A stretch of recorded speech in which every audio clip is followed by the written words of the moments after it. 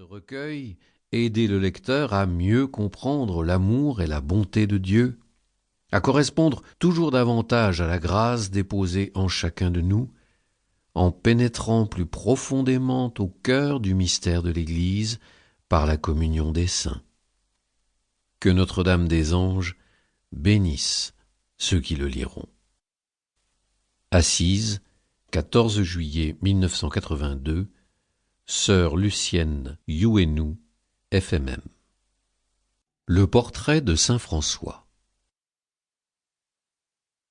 Comme il était beau, splendide, glorieux dans son innocence, dans la simplicité de ses paroles, dans la pureté du cœur, dans l'amour de Dieu, dans la charité envers les frères, dans la promptitude, dans l'obéissance, dans la gentillesse des manières, dans l'aspect angélique. Aimable, placide par nature, affable dans le parler, opportun pour encourager, très fidèle dans l'accomplissement des devoirs qui lui étaient confiés, adroit pour conseiller, efficace dans l'action, gracieux en tout, serein d'esprit, doux de cœur, sage, absorbé dans la contemplation, assidu à la prière, toujours plein de ferveur, constant dans les résolutions, ferme dans la vertu, persévérant dans la grâce, et toujours égal à lui-même. Lent à se fâcher, d'esprit vif, bien doué de mémoire, subtil dans les discussions, prudent pour décider et simple en tout. Sévère avec lui-même, indulgent pour les autres, discret toujours. Très éloquent, le visage joyeux, d'aspect bienveillant, non paresseux, non hautain. Il était de stature moyenne, plutôt petit.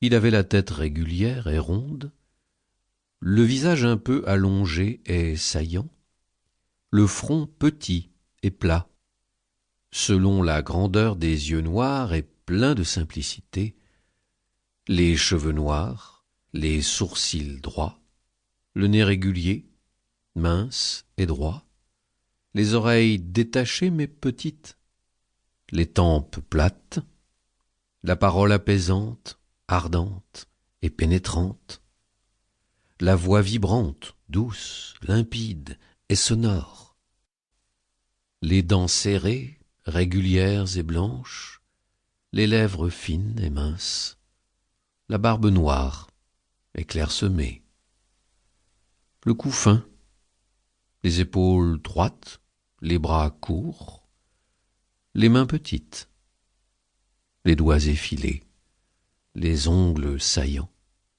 les pieds petits, la peau délicate.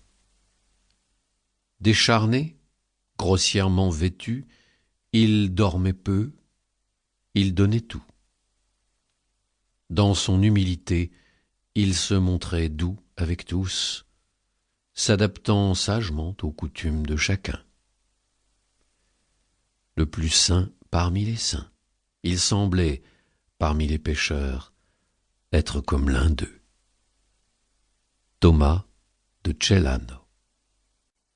Chronologie essentielle de saint François. 1182, naît à Assise de Pierre de Bernadone et de Pica et est baptisé avec le nom de Jean. Le père, de retour de France, l'appelle François.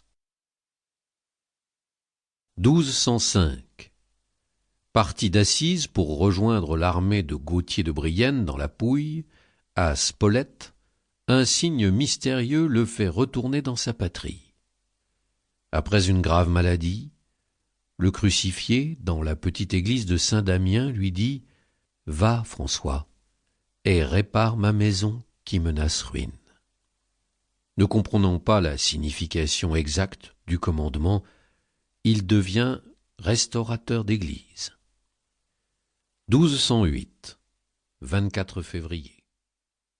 Pour continuer à écouter ce livre audio gratuitement, cliquez sur le lien dans la description et vous pourrez l'écouter en entier sans frais grâce à l'essai de 30 jours d'Audible.